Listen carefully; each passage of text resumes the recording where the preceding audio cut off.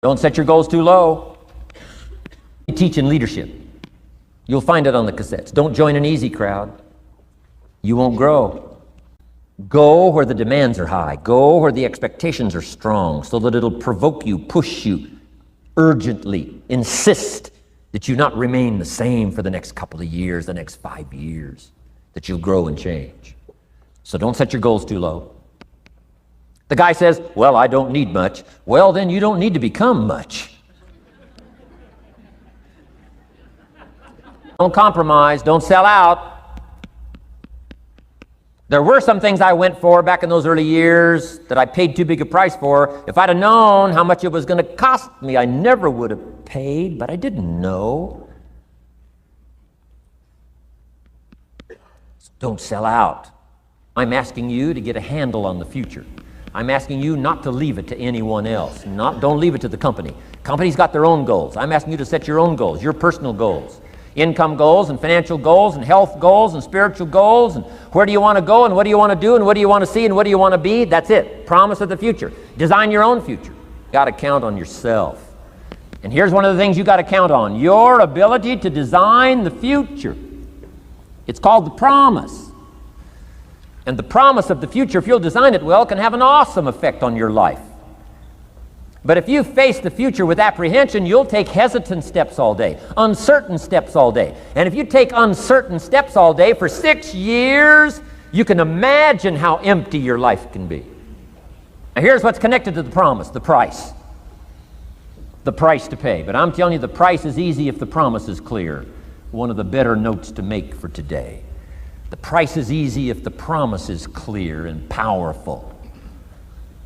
But the price seems almost too much to pay, too much to get over, too much to accomplish if the promise isn't clear, if the promise isn't powerful.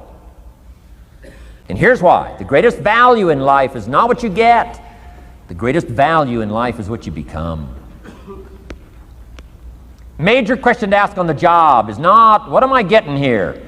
That's not the major question. The major question to ask is, what am I becoming here? Here's a guy in the last 10 years who's bought 2,000 donuts and 2 books. And this guy says, you know, my life isn't working well. Well, anybody in this audience could give him a seminar, right?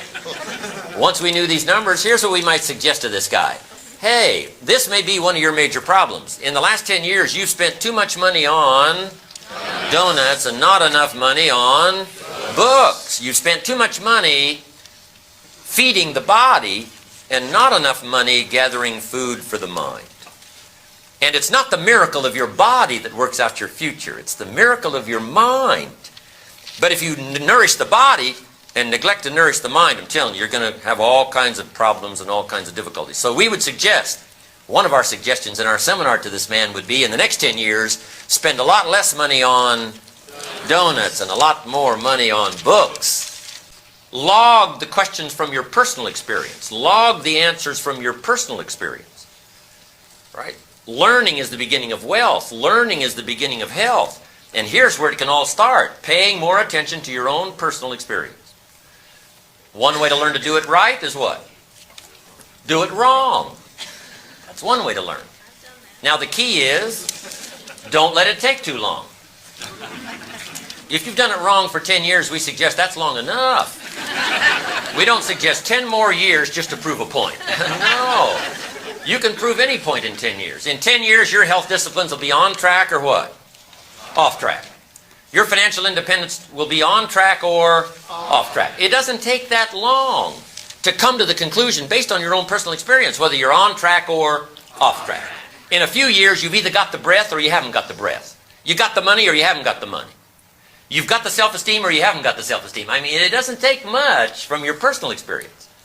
Schoaf was swift to point out my personal experience. He said, let's learn from that. He said, Mr. Rohn, you've been working 6 years. I said, yes, sir. He said, how are you doing? I said, not very well. He said, I suggest you not do that anymore. What a swift analysis of my current situation. He said, couldn't we find out what happened the last 6 years so that you can alter the course the next 6 years? That had never occurred to me. He said, I'm telling you, we can learn so much from the last 6 that we can make the next 6 years totally different than the last 6. And that's exactly what he did for me. That second 6 years, my life so swiftly changed. It was absolutely incredible. At age 25, I was broke. At age 31, I was rich. And he said, Mr. Rohn, if you'll make these changes starting today, he said, the next 6 years of your life will be totally different than the last 6. I took him up on that. So now let me give you that promise. In case you have to leave early, here's the promise that changed my life for your notes. He said, if you will change, everything will change for you.